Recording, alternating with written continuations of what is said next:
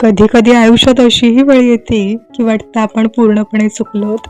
आपला घेतलेला एखादा निर्णय, आपल्या काही कृती, काही वागणूक, सगळं काही चुकीचं वाटायला लागतं. आजूबाजूला लोकांनी काय म्हटलं, आपल्या चुका कशा दाखवल्या, याचं ओझं एवढं वाढतं की आपण स्वतःलाच कमी लेखायला लागतो. मनात अपराधगंड निर्माण होतो. एक क्षण असाही येतो की वाटतं बस, आता काहीच उरलं नाही, आपण आपली संधी गमावली आहे. अशा वेळी मनात एक भीती निर्माण होते की आपण चुकीच्या रस्त्याला आलोय, इथून परत येणं शक्य नाही. हीच वेळ असते जिथे अनेक लोक हार मानतात, स्वतःवरचा विश्वास गमावतात. पण या सगळ्याला उत्तर आहे, आणि ते उत्तर आपल्याला मिळतं भगवद्गीतामध्ये. भगवंत श्रीकृष्णांनी अर्जुनासमोरचे गूढ ज्ञान मांडलं. ते फक्त युद्धासाठी नव्हतं, ते प्रत्येक माणसाच्या मनाच्या युद्धासाठी आहे. चुका, अपराधीपणा, निराशा आणि आत्मविश्वास गमावणं, या सगळ्याच प्रश्नांचं उत्तर भगवद्गीतामध्ये सापडतं. म्हणून या व्हिडिओमध्ये आपण भगवद्गीतेच्या प्रकाशात हे समजून घेणार आहोत की खरंच चुका केल्यानंतर संधी संपते का? चुकीच्या मार्गावर गेल्यावर काही शिल्लक राहत नाही का? आणि जर आपण चुकलोच तर परत योग्य मार्गावर येणं शक्य आहे का? व्हिडिओ शेवटपर्यंत बघा, कारण या व्हिडिओतून तुम्हाला तुमच्या जीवनातल्या चुका समजून घेऊन त्या सुधारण्याची आणि नव्यानं सुरुवात करण्याची प्रेरणा नक्की मिळेल. तर सुरुवात करूया एका साध्या पण खोल प्रश्नाने, ते म्हणजे आपण आयुष्यात चुकतो का? हो, नक्कीच, प्रत्येक माणूस चुकतो. आपण एकटे नाही. आयुष्यात कोणत्याही वळणावर चुकीचा निर्णय होणं हे नॉर्मल आहे. कधी कधी आपल्या अज्ञानामुळे, कधी भीतीमुळे, कधी लोकांचं ऐकून, तर कधी स्वार्थामुळे आपण चुकीचा मार्ग निवडतो.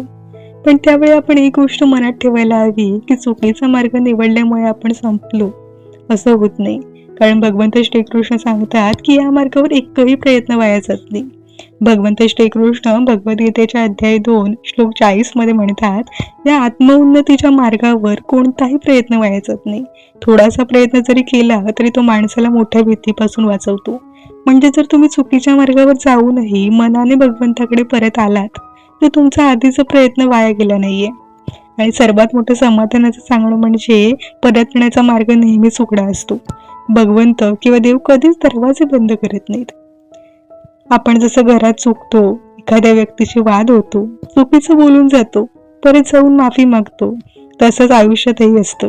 चुका झाल्यावर परत मागे वळून अनुभव घ्यावा लागतो आणि नव्यानं चालायला हवं. भगवंत कोणालाच एकदा चुकलास आता सर्व संपलं असं म्हणत नाहीत. उलट ते म्हणतात, जो मनापासून पश्चाताप करतो तो माझा आहे.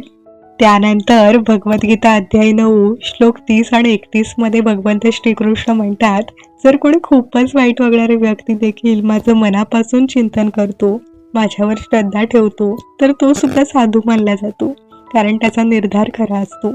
आणि असा माणूस लवकरच धर्मात्मा होतो आणि शांती प्राप्त करतो. हे कोणते या तू हे निश्चितपणे जाण की माझा भक्त कधीही नष्ट होत नाही.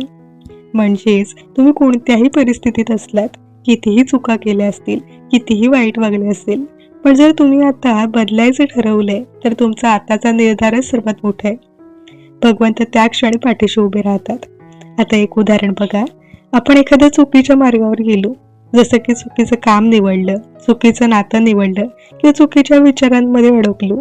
हे सगळे माणसाच्या जीवनात घडतात. पण त्यावेळी आपल्याला काय वाटतं, आता काय उपयोग, खूप वेळ गेलाय, सगळं संपलंय. पण भगवंत सांगतात, नेहमी परत येता येतो आणि त्या परतीच्या प्रवासाला कधीच उशीर होत नाही. हे समजून घेताना आपल्याला एक गोष्ट पक्की लक्षात घ्यायला हवी. चुकीचा मार्ग निवडणं म्हणजे अंत नव्हे, तो एक अनुभव आहे. आणि अनुभव म्हणजे शिक्षक. चुका केल्यानंतर आपण खूप काही शिकतो. लोक कसे असतात, आपण स्वतः कसे आहोत, आपलं मन काय म्हणतं आणि आपलं अंतरंग काय सांगतं. आणि ही शिकवण खूप मोठी असते. आपण चुकीच्या मार्गावर गेल्यावर भगवंत काहीतरी साक्ष देतात. कधी एखाद्या व्यक्तीच्या रूपात, कधी एखाद्या प्रसंगात, कधी एखाद्या पुस्तकातून, तर कधी या व्हिडिओसारख्या एखाद्या संदेशातून. कारण भगवंत आपल्या मनाशी सतत बोलत असतात. तुम्ही ऐकलं तर ते नेहमी काहीतरी सांगत असतात. आणि हो, चुका केल्यानंतर अपराधी वाटणं स्वाभाविक आहे, पण त्या अपराधात अडकून बसणं योग्य नाही. तो अपराध भगवंताच्या चरणी अर्पण करून त्यांचं नाव घेत पुढे जाणे हेच खऱ्या अर्थाने भक्ती आहे. म्हणून स्वतःला माफ करा आणि पाठीमागे न पाहता आता फक्त पुढे चालायला सुरुवात करा. गीतेमध्ये भगवंत श्रीकृष्ण कर्मावर खूप भर देतात. चुकीच्या मार्गावर गेल्यावर जरी परिस्थिती अडचणीत टाकणारी असेल तरी भगवंत सांगतात, स्वधर्मात राहून कर्म करत राहा. भगवद्गीता अध्याय 3 श्लोक 19 मध्ये भगवंत श्रीकृष्ण म्हणतात, आसक्ती न ठेवता आपलं कर्तव्य सतत करत राहा, कारण असा माणूस जो आसक्ती न ठेवता कर्म करतो तो मोक्षपदाला पोहोचतो किंवा मोक्षपद मिळवतो. तर मग प्रश्न असा उरतो, आपण चूक केली आहे, आपल्याला सुधारणा करायची, पण आपण सुरुवात कुठून करावी? स्वतःशी शांत आणि प्रामाणिक संवाद साधून सुरुवात करा. म्हणजे नक्की काय करायचं? स्वतःला विचारा, काय चूक झाली, आपण कुठे आणि का चुकलो. मग स्वतःला माफ करा. ही क्षमा म्हणजे पुन्हा सुरुवात करण्याची तुमची परवानगी. मग पुढचं पाऊल, आतून सकारात्मकता निर्माण करा. भगवंतावर पूर्ण श्रद्धा ठेवा.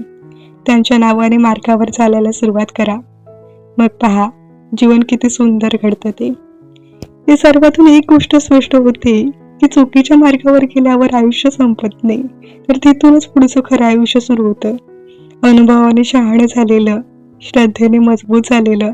तुम्ही आयुष्यात कितीही चुकलात, कुठेही भटकलात, कितीही खोल पडलात, पण जर तुम्ही आतून बदलण्याचा निर्धार केला आणि भगवंताकडे मनापासून ओढीने केलात तर ते तुमचं आयुष्य पूर्णपणे बदलू शकतात.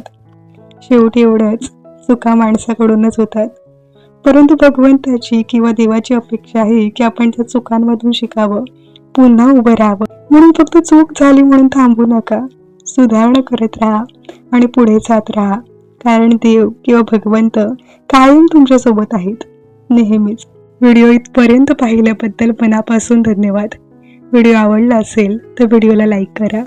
व्हिडिओ कसा वाटला हे मला कमेंट करून नक्की सांगा आणि व्हिडिओ इतरांसोबत शेअरही नक्की करा.